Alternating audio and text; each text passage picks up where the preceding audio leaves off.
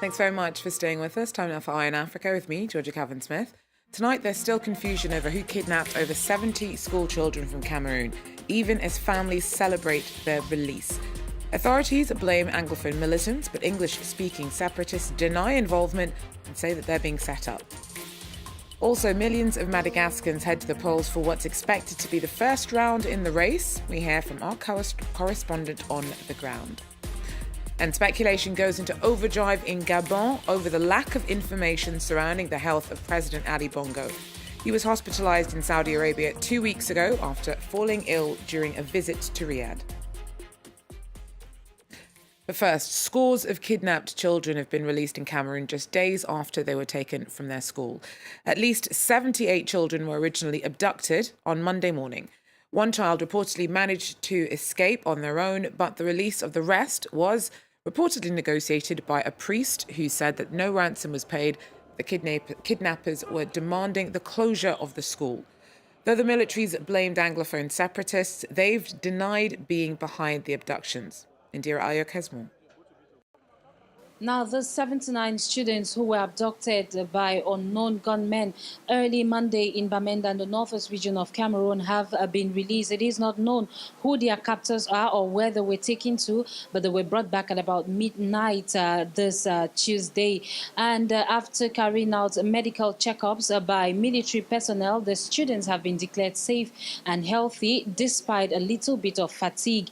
And it should be noted that the spokesperson of the Cameroon army has said they are certain that the pro-separatist fighters, popularly known as the Amber Boys, are behind the kidnap of the students and teachers. Meantime, the principal of the Presbyterian Secondary School, Nkwen, a teacher, and 2 other students are still in the keeping of the captors. And all of this is happening less than 24 hours after President Paul Biya took on a fresh 7-year mandate as president of the Republic of Cameroon. Now, besides that, his main challenger, Professor Maurice Kamto, who declared himself winner of the October 7 presidential elections, is now under house arrest. He was escorted to his home by military men after he tried to organize a parallel oath-taking ceremony in the nation's capital, Yaoundé, Tuesday. Well, the kidnappings happened a day before President Biya was sworn in for a 7th term in office. Anglophone separatists behind an escalating rebellion accused the Francophone majority government of sidelining English-speaking communities. Biya has been criticised for his handling of the instability, and since he was re-elected last month, militants have ramped up attacks against police and civilians. During Tuesday's inauguration, he made a rare promise to address the frustrations of English speakers worst hit by the crisis. Earlier, I spoke to Julie Owono from Internet Without Borders. She's long campaigned for more visibility on the Anglophone crisis in Cameroon and for more transparency from Yaoundé.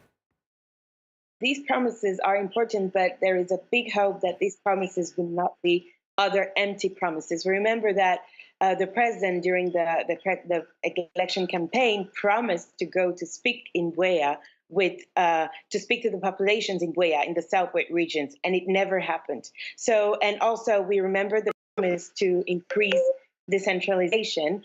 I believe I was cut, but I will continue. There was a promise to increase this decentralization, or at least to create a commission to enforce linguistic plurality in Cameroon. And this commission is yet to be created and is yet to function. So hopefully this will not be another very empty promise as the ones we've seen from the government in this crisis in the past years. So clearly this instability has caused a lot of divisions between the Francophone and the Anglophone communities. From your perspective, what are the differences in the ways that French-speaking and English-speaking people in Cameroon view the unrest around the separatist bid?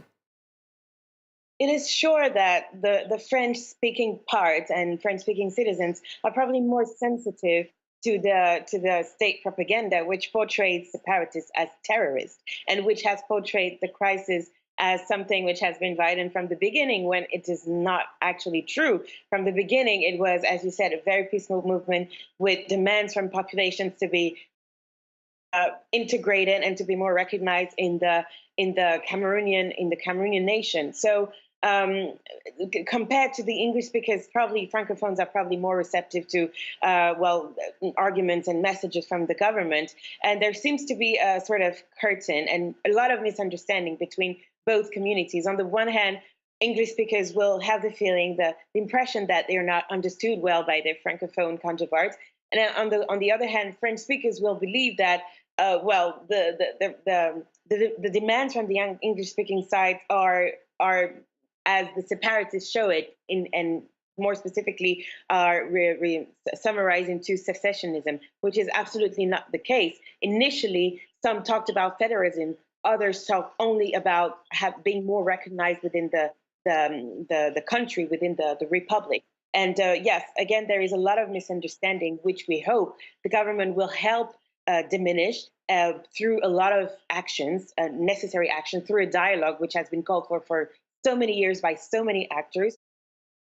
Well, Malagasy voters have been heading to the polls to choose a new president. Wednesday was made a public holiday as 10 million people turned out to what's expected to be just the first round of the race. Few expect an outright winner. Gael Borja tells us more. Ministry of Domestic Affairs said participation was weak. Fewer than half of the registered voters participated in Wednesday's polls.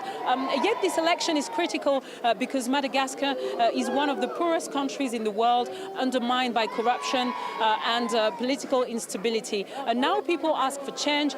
They want good governance and development. This election is long awaited as well because it is considered as the final round between two former presidents, Mark Ravalomanana, who was ousted by André Zouel in 2009. Neither was allowed to run in the 2013 election as they were held responsible for a political crisis at the time. Now, 9 years later, there's a new player in the game, Eradzona Mampian, who was democratically elected in 2013, and he's now determined to stay in power. But it's likely to go to a second round, and if it does, two former presidents are expected to go head-to-head, Mark Ravalomanana and André Zouel, who ousted him in 2009. At least 47 people have been killed in Zimbabwe after two buses crashed into each other on a road between Harare and the town of Rusape. Many of the country's roads are badly maintained and accidents are relatively common. However, the highway where Wednesday's collision happened had reportedly recently been resurfaced. In Gabon, the lack of information about the health of President Ali Bongo is causing uncertainty. He had to be hospitalized 2 weeks ago during a trip to Saudi Arabia, sparking memories of the death of his predecessor and father. The late leader, Omar Bongo, died in office in 2009. Nicolas Chemin has more.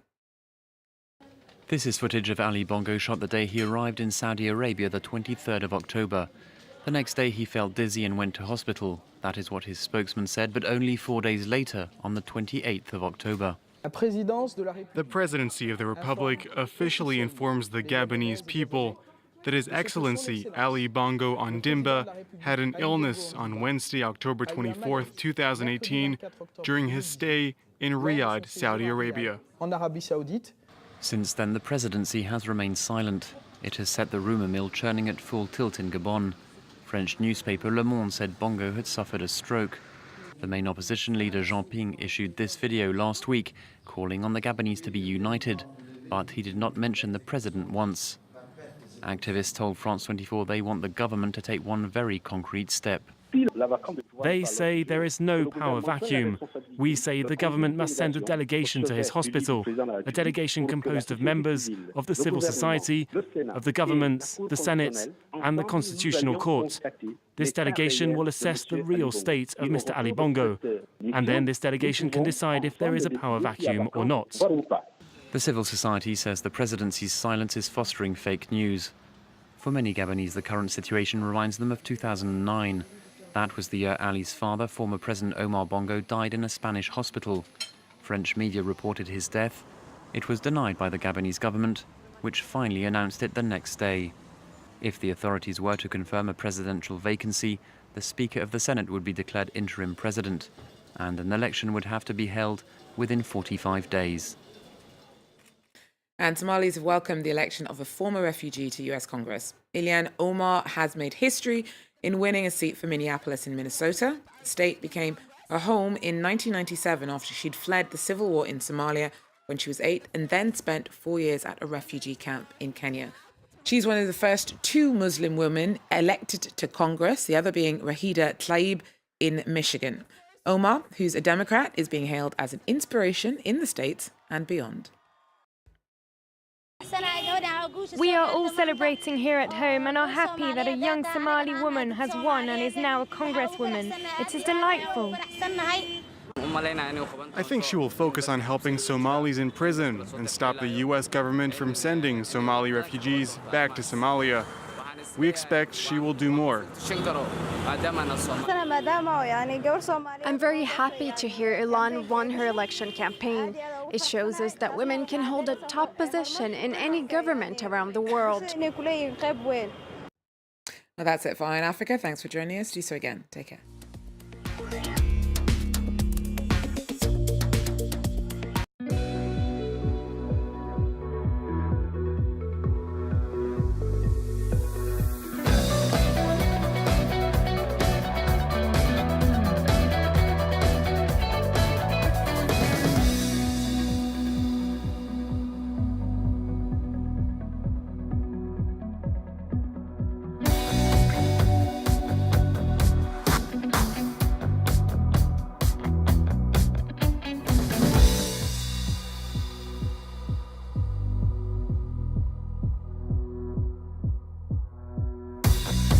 France 24. Every art form.